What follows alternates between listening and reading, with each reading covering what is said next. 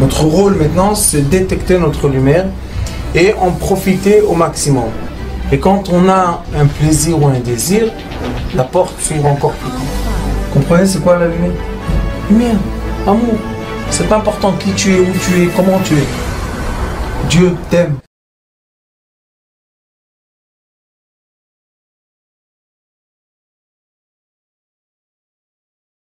Aujourd'hui, on est Parashat Tetzavé. Et dans les deux dernières parachutes, qui étaient Trouma et Tetzavé, Akadosh Baruch Hu demande à Moshe Rabbeinu de créer le tabernacle. Et dans Parashat de Tetzavé, il demande à Moshe Rabbeinu de faire les habits de son frère Aaron HaKohen et de ses enfants. Première question. Pourquoi Moshe Rabbeinu n'a pas habillé ses enfants lui? Et pourquoi il habille les enfants de Aaron? Et après, jusqu'à la fin de toutes les générations, les enfants d'Aaron HaKohen, les Kohanim, ne bougent pas.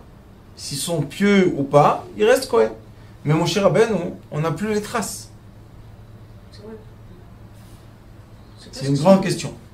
La réponse est dans la paracha. Il est écrit comme ça.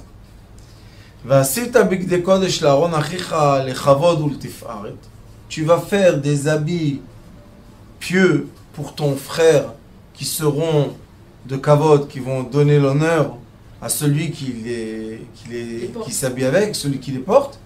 Et regardez ce qui est écrit. Normalement, il est écrit Vaidaber Hashem le Moshe le Mordaber. Vaidaber Hashem le Moshe. Où est le Moshe Rabbeinu? Ve'ata Tedaber el kol chachmei lev asher mil'etiv ruach chokhma v'asu et bigdei Aaron lekadsho lechanu li. Tout d'un coup, dans la Torah, arrive un peuple mystérieux qu'on l'appelle Chachmei Lev. C'est qui les Chachmei Lev? Ceux que leur cœur est rempli d'herbe, Ruach Chokhma, ils ont un esprit de sagesse, mais ces gens-là, il n'y a pas écrit leur nom. C'est comme quand Moshe Rabbeinu, il a eu le problème avec Korach, et il a dit à Kadosh Baruch Hu, ça y est, je ne peux plus les prendre. J'en peux plus avec eux. Qu'est-ce qu'il a dit à Kadosh Baruch Hu? Vata tikra shivim ziknei Israël. Tu vas appeler les sages d'Israël et je vais leur donner ta conscience sur leur conscience.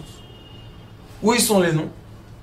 La Mishnah, elle dit, pourquoi on nomme pas les sages? Parce que chaque génération, ces sages-là apparaissent dans le peuple, ou bien dans le monde entier, emmènent un savoir qui n'est pas sur terre. Les habits de Aaron HaKohen, ou tout le tabernacle, c'est seulement un reflet d'une lumière céleste. C'est un reflet des cieux. C'est un reflet de la grandeur d'Akadosh Baruch Hu, qui veut se rapetissir jusqu'à quand que nous, dans ce monde, on puisse profiter de la matière. Alors pourquoi il ne dit pas le nom? Dis Bnei Levi, Bnei Itzar, Bnei... Puisqu'après, quand le tabernacle il est prêt, on dit les familles qui s'occupent des ustensiles du tabernacle, on dit qui prend ça, qui prend ça. Donc pourquoi maintenant il n'y a pas de nom? Et après il dit comme ça, on va retourner, on va juste expliquer. Il dit, les habits seront en choshen, ve'efod, ve'meil, ou koton, l'itashbetz, mitznefet, va'avnet, va'sou, bigdei kodesh l'Aaron achicha, l'banav, l'chanoli. Et après il dit comme ça. והם ייקחו את הזהב ואת התכלת ואת הארגמן ואת תולת השני ואת השש ועשו את האפוד זהב תכלת לארגמן. Pourquoi tout le temps eux? Et eux ils vont faire. Et eux? Qui c'est eux? Qui sont? Rashi dit והם ייקחו, eux ils vont prendre אותם חכמי לב, les mêmes sages שיעשו בגדים, יקבלו מן המתנדבים את הזהב ואת התכלת לעשות מהן את הבגדים. Ça sera les mêmes sages qui vont faire les habits de Aaron HaKohen. Donc on voit que quand on suit la paracha, ces gens-là apparaissent encore une fois dans la paracha. Et non seulement qu'ils apparaissent dans la paracha, Akadosh Baruch Hu dit à Moshe Rabbeinu, donne dans leurs mains l'or, donne dans leurs mains tous les fils très très très chers, donne toute la richesse dans leurs mains. Et eux, ils vont s'occuper des habits de Aaron. Pourquoi qu'ils ne veulent pas? Mais quand on est riche, on ne vole pas normalement. Si on a Ils ne tout. sont pas riches. Mais ils ont tout. Non. Il leur a dit, donne-leur dans leurs mains l'or que le peuple d'Israël va emmener pour faire tout ça. Qui ils sont? Qui témoignent? D'où on les connaît? Il n'y a aucun nom. Quoi? D'où ils sont venus ça?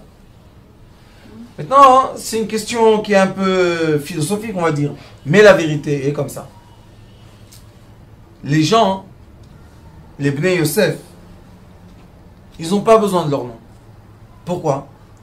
Parce que eux, les Bnei Yosef, quand ils viennent du monde céleste, ils viennent avec un message qui est très fort dans la lumière. Les enfants indigo, cristal, etc. Maintenant, quand ils viennent avec le message, ils ne viennent pas avec un message de matière. Ils viennent avec un message de lumière. Donc ces gens-là, même si tu leur donnes dans la main des diamants, c'est pas leur problème. C'est pour ça qu'Akadosh Baruch Hu dit à Moshe Rabbeinu, Vaikrou li, avata tadaber el kol chachmei lev. Tu vas parler avec ceux qui ont un esprit de sagesse dans leur cœur. Non pas ceux-là qui doivent venir donner les corbanotes. Pourquoi? Parce qu'ils sont encore dans l'esprit animal, ils sont encore dans l'envie animale, ils sont encore dans les pulsions animales. Non. Maintenant, tu vas t'adresser aux gens qui travaillent avec leur cœur. Les gens qui sont plus élevés. Ces gens-là, c'est chachamim. Chokhma, c'est du côté droit. Lev, c'est bina, du côté gauche. Vekol, c'est au milieu. Il dit, tu vas prendre des gens qui sont arrivés au juste milieu, mais leur juste milieu est basé sur quoi? Il est basé sur leur force d'avoir été illuminés des cieux pour appliquer sur terre tout ce ils ont vu dans les cieux. Mais qui était dans les cieux?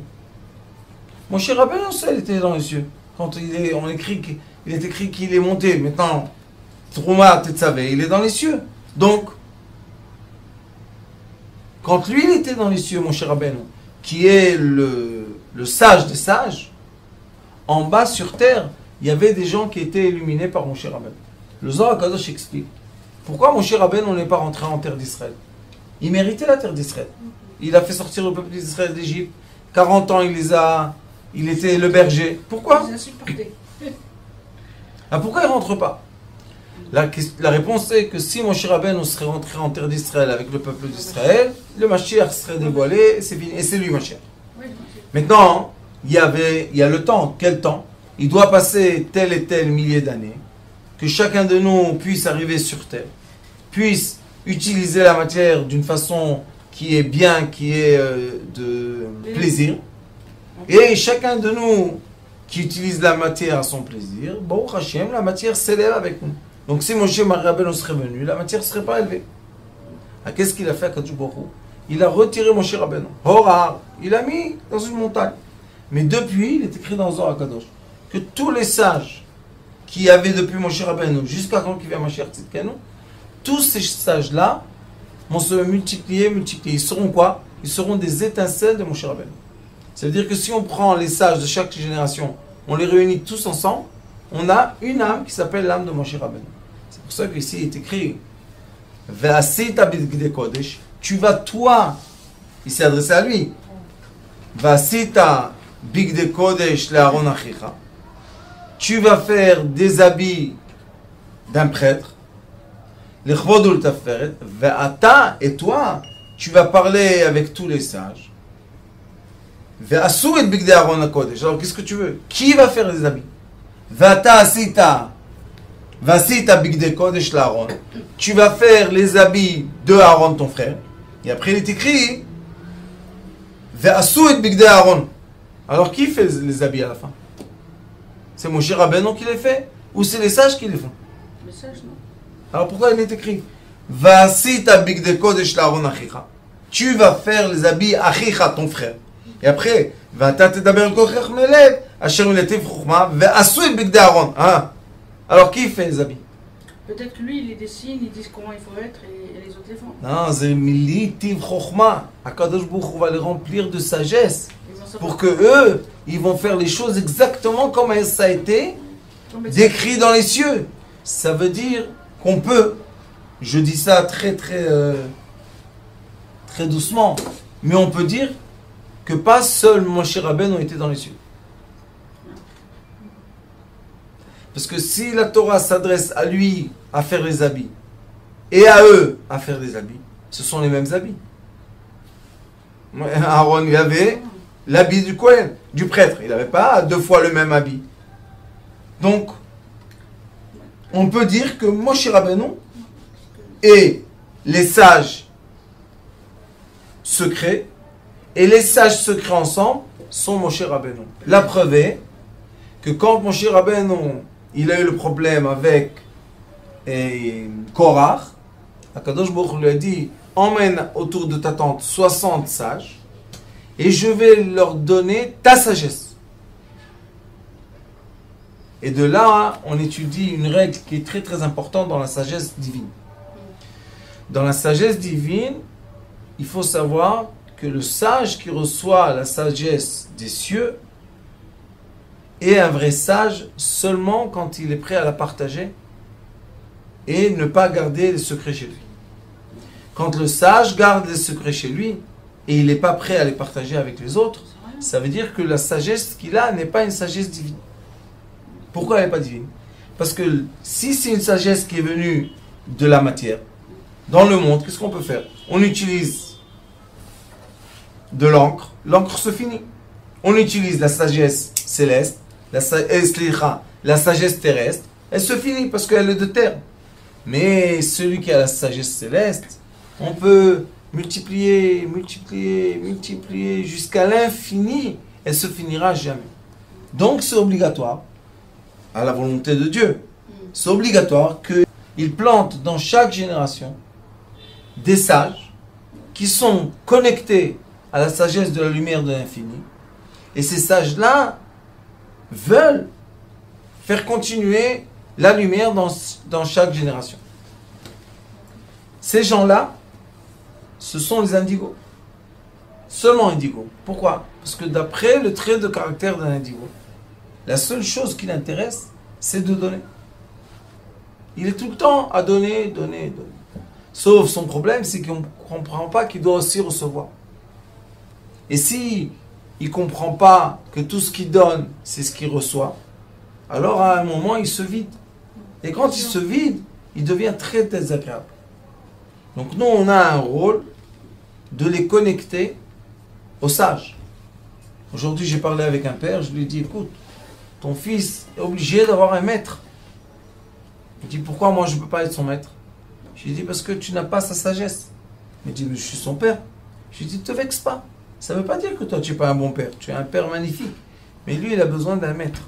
Pourquoi? Parce que la sagesse, lumière, ne se transmet pas. Hein, parce que tu es mon fils.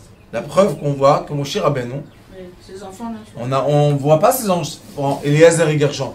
Mais Aaron, il est écrit, Aaron achicha, ou Tiferet, Aaron ou le Banav. Aaron et ses enfants. Donc, Aaron, c'est une autre sorte de sagesse. Quelle sagesse? Qui est une sagesse de terre, qui va passer de génération en génération, seulement de père en fils, de père en fils. Mais toi, mon cher Rabbeinu, la sagesse que tu vas transmettre est une sagesse invisible, que personne ne saura qui sont les sages. Et ces sages-là seront toujours tes élèves en direct. Et on a dans cette paracha, dans la paracha précédente aussi, on a un secret qui est très profond. Quelle est cette sagesse? La sagesse qu'on doit étudier à notre génération est que chaque génération, Akadosh Baruch Hu envoie des sages. Et ces sages-là dévoilent quoi? Une couche de la possibilité de la matière de faire des choses. On est tous d'accord qu'il y a 200 ans, si j'aurais dit à quelqu'un que je prends quelques éléments en fer et en verre et j'en fais une caméra, il aurait dit que je suis un fou. Mais aujourd'hui, on sait que c'est vrai et la preuve que ça marche et la preuve qu'on est connecté au monde entier. Mais quel est le problème? Le problème est que il y a, c'est pas un problème, c'est une vérité de chaque génération, que dans chaque génération, nous avons les êtres humains divisés par deux. Il y a une partie des êtres humains qui vont être habillés de la sagesse de la génération. Veut dire que la sagesse même va être beaucoup plus forte qu'eux et ils vont être soumis au savoir. Les gens qui n'arrivent pas à fermer le téléphone. Vous savez qu'il y a une maladie, les gens n'arrivent pas à fermer. C'est une maladie, c'est une maladie. Pourquoi tu ne fermes pas le téléphone? Moi j'ai dit que vous allez voir, dans quelques années, comme ça va tellement vite, il y aura dans des maisons des temples. Ils vont faire de petits temples et la personne va confier son téléphone au petit temple comme ça. Que le petit temple, qu'est-ce qu'il va faire? Il va répondre à sa place au téléphone. Peut-être il y a un message qu'on va peut-être. D'accord? Il faut savoir éteindre le téléphone. Donc nous avons une partie des gens qui vont être habillés par le savoir. La preuve est que Aaron, quand il était avec Moshe Rabbeinu en Égypte, il n'était pas habillé de tous ces habits qui représentent les cieux, les lumières, etc. Mais on dit que les albishet, ça veut dire que Aaron va être habillé d'eux. Et comme il est habillé de ces habits, il doit se comporter terre à terre.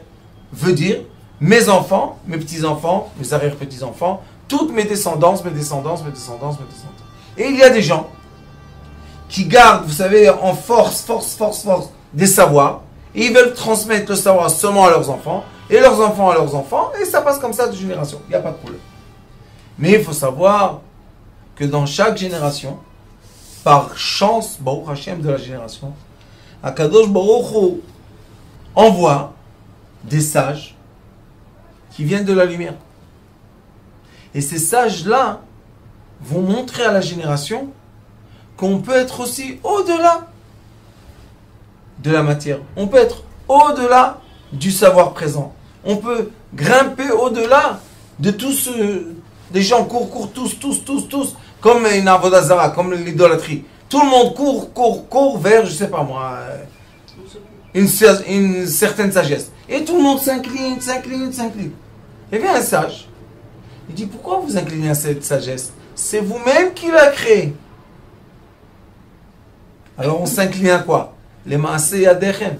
On s'incline à nos mains, à nous. Avraham Avinu était le premier qui a fait quoi? Son père crée l'idolâtrie, les petites statues, les grandes. Et il disait à Avraham Avinu, à ses enfants, il lui disait, regardez, c'est lui qui t'a créé, c'est lui qui t'a créé. Un jour, Avraham Avinu est resté tout seul, il a dit, qu'est-ce que c'est cette histoire de... Pourquoi il ne parle pas? Pourquoi il ne bouge pas? Et il a dit à Avraham Avinu, tu gardes les dieux que...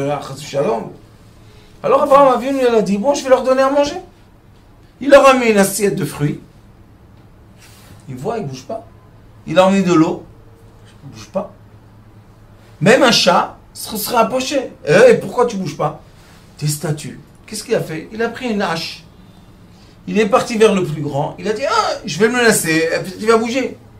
Personne ne bouge. Vous comprenez qu'Avraham Avinu a été élevé de la naissance, même avant la naissance, que les statues sont les dieux. C'est eux qui créent les êtres humains.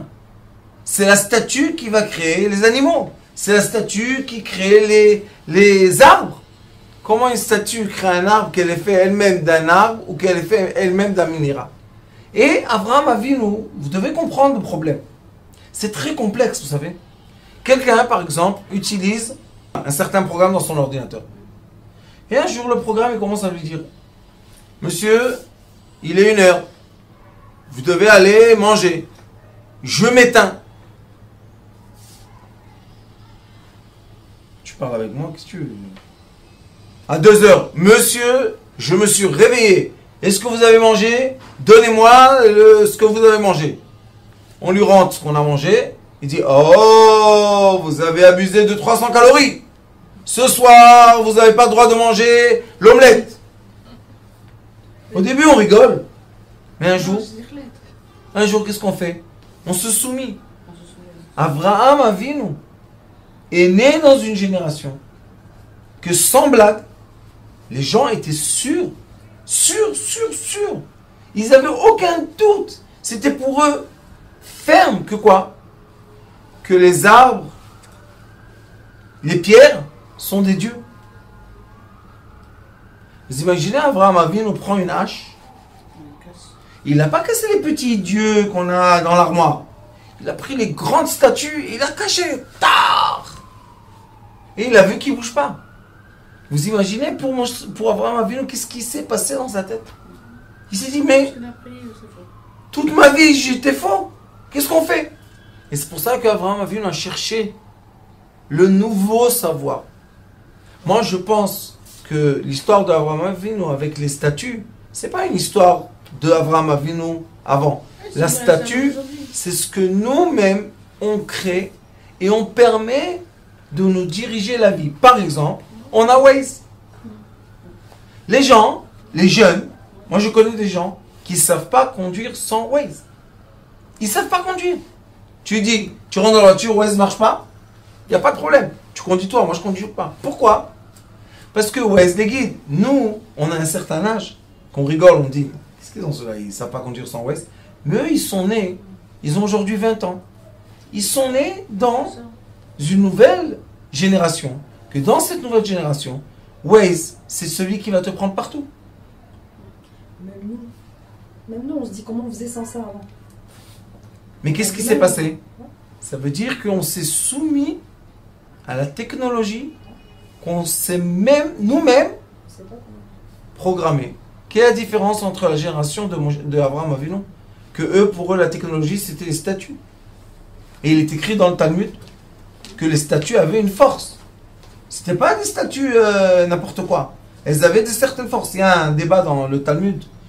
Et il y a des sages qui rigolent, ils disent « Ah, les idolâtres, ils avaient des statues, ils n'ont pas honte de parler avec les statues. » Il y a une âme, je crois que de Ménaché, qui leur a dit « Si vous serez à ma génération, vous aurez levé vos jupes et vous aurez couru après les statues dans la rue. » Pourquoi? Parce qu'ils avaient une certaine force. On voit avec Daniel, quand ils ont vu la statue. Il y avait un nom sacré, jusqu'à quand il a fait sortir le nom sacré et la statue ne bougeait plus. Ça veut dire, c'était quoi le nom sacré? Le nom sacré, c'était une formule d'énergie qui faisait faire parler des arbres et des pierres. Pensez un peu technologiquement. Qu'est-ce qu'il y avait? Il y avait une statue qui parlait. Daniel est venu, il a enlevé tic, une partie. Et la statue, hop! C'est comme une puce. C'est comme la puce, c'est comme une batterie, c'est comme... Ça veut dire qu'ils n'étaient pas loin de nous. Et nous, on n'est pas loin d'eux. Si on enlève l'électricité de Waze, comment il va parler? Mais si on arrête Waze, les gens deviennent fous. C'est exactement ce qui s'est passé pendant Daniel et Michael, je crois, oui. Ils étaient 4 Nevim. Daniel, je ne m'en rappelle plus. Et eux, qu'est-ce qu'ils ont fait? Ils ont dit, oui, les statues parlent. Comment tu crois aux statues? Tu crois en statues? Sauf que lui, Daniel, c'était un homme intelligent et sage qui savait comment dire, enlever l'énergie de la statue, qu'elle ne peut plus parler. Aujourd'hui, on est exactement dans la même situation. La plupart des gens que vous connaissez se soumettent à quoi? Au WhatsApp. Ils ont la banque dans leur appareil. Ils ont les prises de sang dans l'appareil. Ils ont tout dans l'appareil. Ils ont leur vie dans l'appareil. Après, on leur a dit, nouvelle technologie. Quelle technologie? Tout ton savoir, mais dans un nuage. Pourquoi ils ont appelé ça nuage? C'est pas du tout un nuage. Ce sont des ordinateurs qui sont quelque part. Ça veut dire qu'il y a quelqu'un qui voit toute ta vie. Tu es complètement transparent. Non seulement tu es transparent. Quand ils ont commencé avec les téléphones intelligents, ils ont dit, dans chaque téléphone, il y a une puce. Même que tu fermes le téléphone, elle continue à t'enregistrer et te filmer. Et les gens continuent à acheter. C'est vrai. Quand c'est fermé, continue à enregistrer. Oui, parce que quand tu l'ouvres et tu ouvres Facebook, tout de suite Facebook te donne les envies que tu as dit, les paroles que tu as parlé. Il te donne. C'est quoi? Ça s'appelle l'intelligence artificielle. Mais l'intelligence artificielle est conditionnée comme un programme par les êtres humains. Mais la plupart des êtres humains sont soumis à l'intelligence artificielle. On y croit. Quand on va à la banque et le banquier nous dit « Mais l'ordinateur, il ne permet pas de te donner encore 1000 shekels. » Pourquoi moi l'ordinateur me permet... Et les gens, ah, excusez-moi, ils s'en vont. C'est que veut dire quoi? L'ordinateur ne me permet pas de prendre 1000 shekels? C'est comme dans le temps d'Abraham Avinu. La statue a dit, tu fais comme ça. Qu'est-ce qu'on peut faire? Donc, on est soumis à une technologie à chaque génération. Et cette technologie-là, malheureusement, elle fait... C'est un peu de l'idolâtrie de la génération. Pourquoi? Parce que les gens n'arrivent plus à vivre sans un petit ordinateur et un petit ordinateur. Même dans les avions, ils ont fait Wi-Fi. Pourquoi? Parce qu'ils ont vu que les gens insistent. Alors qu'est-ce qu'ils vont faire? La guerre avec les gens? Non. Ils ont mis Internet dans l'avion. Mais on sait que l'avion, c'est pas tellement bien pour Internet. Au moins, tu as quelques heures pour dormir. Dors. Il ne peut pas dormir. Pourquoi? Les informations. C'est incroyable ce qu'on nous montre. Est-ce que ce qu'on nous montre dans ce petit ordinateur, c'est du vrai? Non. On ne sait pas. Non, c'est pas. Parce que tout peut être modifié à l'image électronique. Donc beaucoup de gens, malheureusement, croient, vivent d'après des images électroniques qui ne sont pas du tout la vérité. Ce sont des choses qui ont été modifiées. Alors où est la vérité? La vérité est seulement dans la liberté. Seulement quand l'être est libre. On n'est plus libre. On est intoxiqué. Moi, Baruch Hashem, je suis libre. Je n'ai pas de téléphone. Du tout. Ni petit, ni moyen, ni grand. Ni téléphone, ni banque, rien. J'ai pas de banque, j'ai rien du tout. Pourquoi? Parce que si on est soumis à tous ces systèmes, notre conscience n'arrive pas à penser librement. On n'arrive pas à être libre. Et le Ari Akadosh explique que la personne qui est un être, ça s'appelle Adam, la personne qui est un être est obligatoirement une personne libre. Si la personne ne peut pas être libre, elle est tout le temps soumise à des informations qui sont extérieures à lui, cette personne ne peut pas être un être. C'est qui l'être? Chachmei Lev, les sages de la génération. Les sages, et vous savez, j'ai eu une vision il y a quelques mois, peut-être il y a un an. J'avais une vision comme ça parce que beaucoup les Américains parlent d'une onde qui va sortir du soleil. D'où ils savent qu'est-ce qui sort du soleil, cela? On ne sait pas. Mais eux, ils préparent des choses. Et ils disent que cette onde-là, quand elle va atteindre la Terre, n'empêche que toutes les ondes qui sortent du soleil atteignent la Terre en 8 minutes, mais ça, je ne sais pas qu'est-ce qu'elle a, elle est au ralenti. Quand elle va atteindre la Terre, vous savez ce qu'elle va faire? Elle va effacer toutes les mémoires artificielles. C'est très grave, si c'est vrai. Pensez un instant à ce qu'ils disent. Et maintenant, ils n'arrêtent pas. Dans les informations, dans les sites internet, ils n'arrêtent pas. Vous savez, tout doucement, tout doucement. Et les gens, tout doucement, qu'est-ce qu'ils font? Ils se disent, oui, tout va être effacé. C'est-à-dire quoi, tout va être effacé?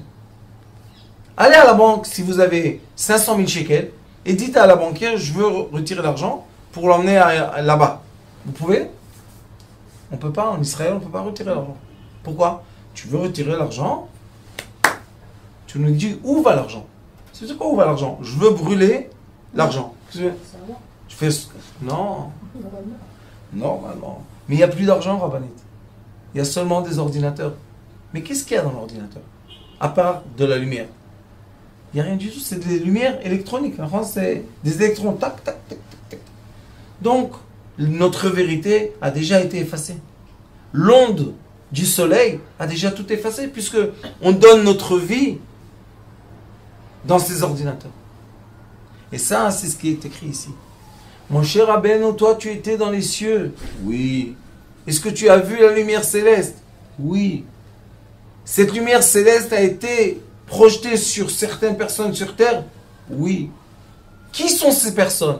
Invisibles. Ils n'ont pas d'identité. Pourquoi ils n'ont pas d'identité? Parce qu'ils n'ont aucun intérêt d'imprimer la terre. Eux, leur intérêt, c'est comme les rayons de lumière. Ils viennent sur terre, ils font du bien et ils retournent vers les cieux. Ils ne restent pas sur terre.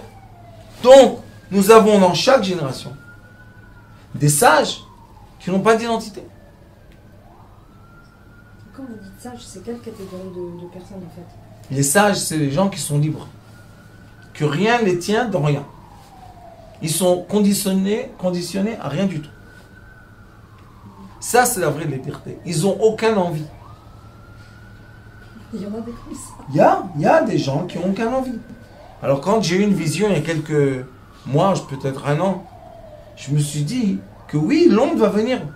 Parce qu'eux, ils vont produire l'onde. Et ils vont tout simplement éteindre les ordinateurs. Qu'est-ce qu'ils vont faire? Ils vont tout simplement prendre les sources d'Internet.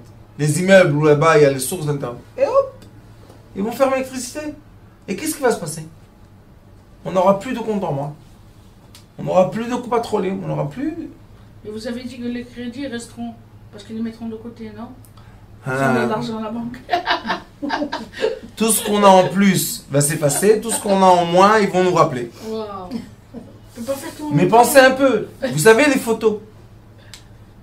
Les gens n'ont plus d'album de photos. C'est vrai, il y a plus. Quand tu vas aujourd'hui dans un magasin et tu dis imprime-moi une photo, tu dis ah c'est très très cher. Pourquoi c'est cher? Tu dis pourquoi tu as besoin? Mais dans l'ordinateur. Mais dans l'ordinateur, je veux voir la photo. Voir. Eh bien, regarde dans l'écran. Mais bientôt l'écran. Un jour, il va effacer. Qu'est-ce qu'on va faire? Vous savez pourquoi ils vont effacer tout ça?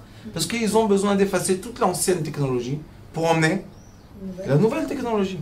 Ce sera des hologrammes. On n'aura pas besoin d'écran et de matière. Tout sera des lumières. Et ça va nous emmener à ce qui est écrit dans les prophètes. Les prophètes disent que le 7e millénaire sera un millénaire de lumière. Il n'y aura plus besoin de matière. On va tous passer. Et qu'est-ce qu'il fait à Kadosh Baruch Hu? Comme le créateur du monde, il est gentil, il nous aime. Il nous prépare. Et qu'est-ce qu'il fait dans la tête des sages de chaque génération?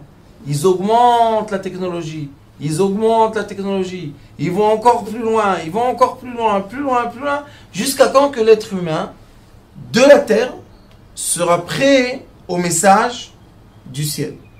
C'est quoi le 3e temple que tout le monde attend? Vous savez que dernièrement j'ai reçu des messages. Merci beaucoup à ceux qui m'envoient des messages. Un imam et un curé. Dernièrement, ils m'envoient des messages. Priez pour nous. Si. Je leur dis, il n'y a pas de problème. Je prie pour vous. Est-ce que c'est interdit de prier pour eux? Non. C'est la création de Dieu. C'est des créations de Dieu. Comme moi, comme eux, quelle différence? Est-ce que quand il y aura le 3e temple, les gens qui sont non-juifs vont pas avoir un bénéfice comme les gens qui sont juifs? Bien sûr. La même chose. Le monde entier sera en bénéfice. Quand il y avait le temple du roi Salomon, vous savez que chaque matin, il avait 90 000 sages du monde entier qui venaient manger avec lui et entendre sa sagesse. Shlomo HaMelech. Mais aujourd'hui, on a des sites de sages. Et on voit sur les vidéos 1 million de gens qui ont vu. C'est pas un peu la même chose? Ça ressemble, d'accord? Mais sauf que on a des sites qu'on voit des millions de vues de bêtises. Mais il y a aussi des sites très intelligents qu'on voit des millions de vues de gens.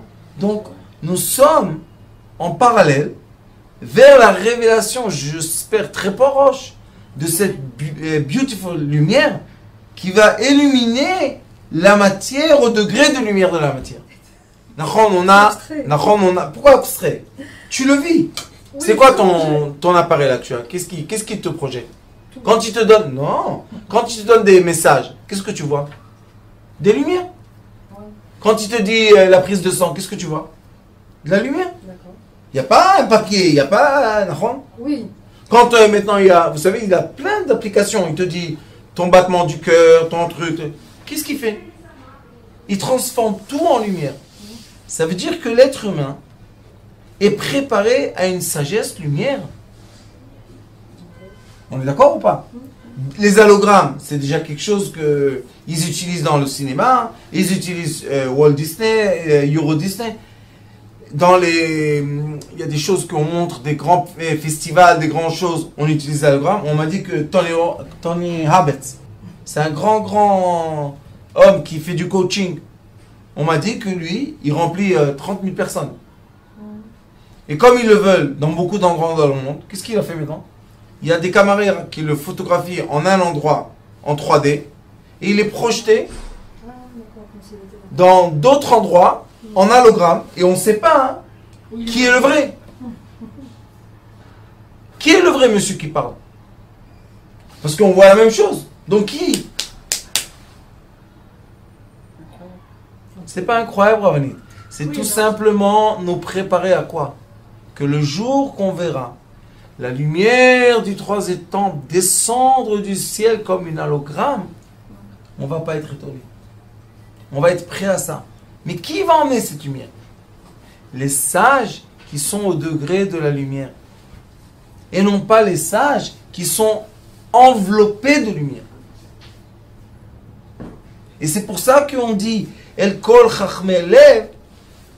Il n'y a aucun nom. Qui ils sont, comment ils s'appellent, d'où ils viennent, de quelle tribu, on sait. Hein? Alors qu'est-ce qu'on voit?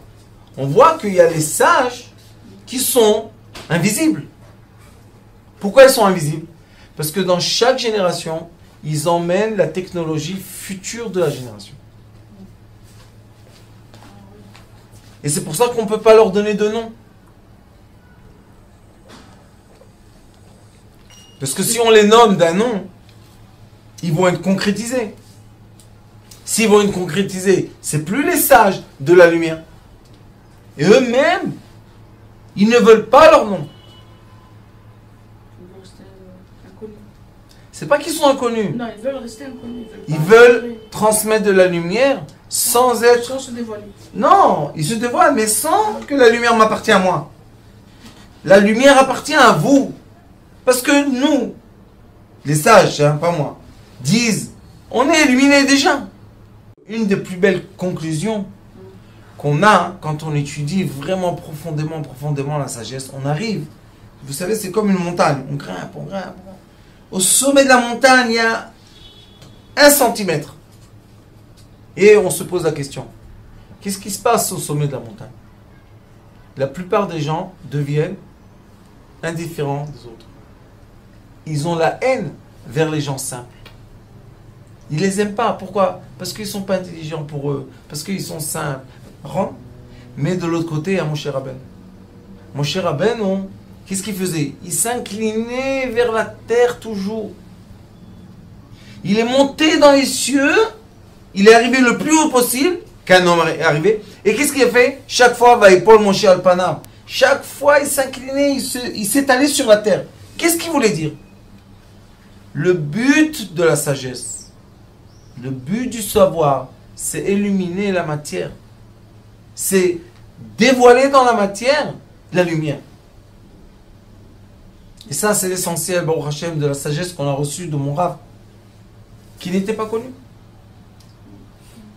Moi, j'ai vu des milliers de gens le voir. Quand il est parti, il m'a dit, tu saches qu'à mon enterrement, il n'y aura presque pas de minyan, 10 personnes. Je dis, Mordechai, ton enterrement, il n'y aura pas 10 personnes. Il m'a dit, tu verras. Et vraiment, on était 10 piles. Un qui aurait manqué, il n'y aurait pas Kaddish. Comment c'est possible? L'enterrement, la Shiva, personne. Aujourd'hui, Baruch Hashem, que la Iloula qu'on fait, c'est des centaines de personnes. Il y aura Bezrat Hashem des milliers, des dizaines de milliers, des centaines de milliers. Parce qu'ils méritent, c'est une lumière. Il est écrit Chad Bedo. On voit au-dessus de sa tombe, on voit une lumière qui va juste au ciel comme ça, blanche. Et ça a été photographié. Donc, mais lui, rien du tout. On va dans le cimetière, une tombe comme tout le monde. Pourquoi? Je ne suis pas venu pour moi, je suis venu pour vous. Sauf que vous allez voir que le comportement des gens avec Moshe Rabbeinu, quand il va descendre des cieux, qu'est-ce qui se passe? Ils ont fait la faute de quoi? Du veau d'or. Et ils commencent à faire la guerre avec Moshe Rabbeinu. Mais pourquoi vous faites la guerre avec Moshe Rabbeinu? Moshe Rabbeinu emmène la lumière des cieux. La seule raison est que dans la matière, il y a la lumière, l'air, le liquide et le solide. Et ceux qui sont dans le solide se battent avec la lumière. Pourquoi? Parce qu'ils sont dans deux polarités opposées. Donc, quand on écrit ici, Vasita, Ata Moshe Rabbeinu, toi Moshe Rabbeinu, Bigde Kodesh La'aron Achicha, tu vas habiller ton frère. Comment tu vas l'habiller? De Kavod Vetiferet. C'est quoi Kavod? Qui c'est la Kavod? C'est le trône céleste. C'est quoi Tiferet? Tiferet, c'est le juste milieu entre Chesed et Gvura, d'accord? Il lui dit, toi, tu vas l'habiller, mais toi où tu seras? Toi, tu seras, qui c'est la Kavod Vetiferet, c'est Ve'ata tedaber el kol chachmelev. Et maintenant, c'est toi qui vas parler aux sages. Où ils sont les sages? Si Moshe Rabbeinu il est au milieu, ils sont avec lui au milieu. Ve'kol, quand on dit kol, c'est toujours Yesod. Yesod, c'est toujours au milieu. Chachmelev, asher miletiv ruach chochma, ve'asu, bon la masia, et bigdei Aaron lekacho lechanoli. Alors, Bezrat Hashem, Iratson, que vraiment, les sages de la génération, comme je vous ai dit beaucoup de fois, et ceux qui nous écoutent sur Internet, que j'ai un vœu de mon cœur de faire la réunion, les nations de lumière. Les nations lumière. Prendre une personne de chaque endroit. On a 189 pays qui nous écoutent. 189 pays. Les gens écoutent tous les cours, tous les mois. J'ai dit, pourquoi vous ne vous réveillez pas? Pourquoi on ne va pas unir les nations lumière? Et quand on va être unis, je pense qu'il y aura une très belle lumière qui va venir, qui va emmener avec elle quoi? La prochaine technologie. Qui va faire quoi? Qui va nous rapprocher à la vraie lumière céleste qui doit descendre sur terre. Baruch Adonai l'olam. Amen. Amen.